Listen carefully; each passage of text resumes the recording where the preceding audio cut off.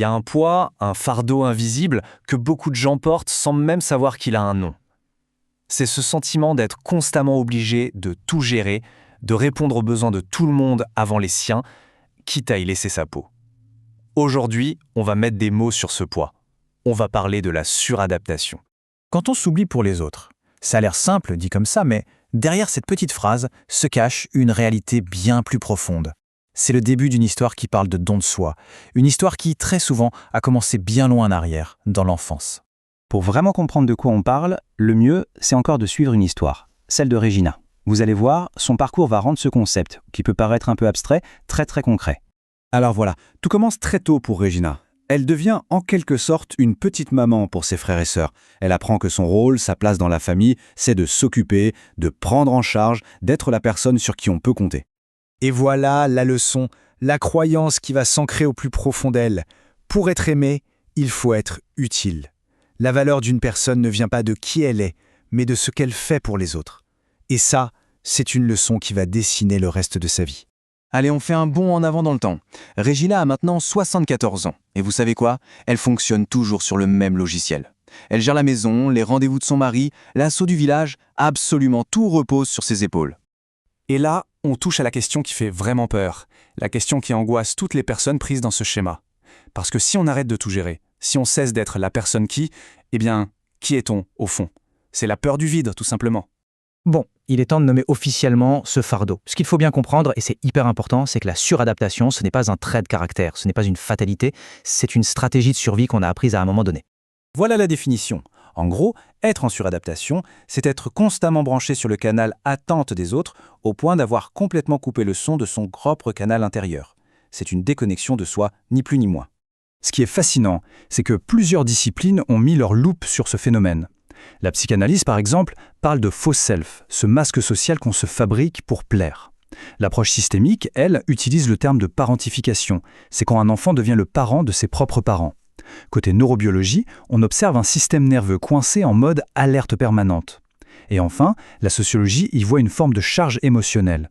4 éclairages différents pour décrire une seule et même chose, se perdre de vue au profit des autres. Et c'est là que le piège se referme. Parce que la société, bien souvent, applaudit ce comportement. Des phrases comme « elle est incroyable, elle gère tout » ou « je sais pas comment elle fait » sont perçues comme des compliments. Sauf qu'en réalité, elles renforcent un cycle destructeur. On finit par admirer une blessure en la prenant pour une force.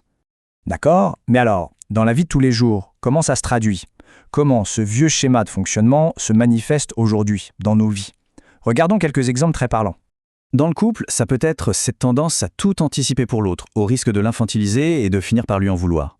Au travail, c'est le fameux oui systématique à toutes les demandes qui mène tout droit au burn-out. Dans la parentalité, c'est s'effacer soi-même au nom du bien-être des enfants. Et ça va même plus loin, comme dans le militantisme, où on peut confondre l'épuisement total avec une preuve d'engagement.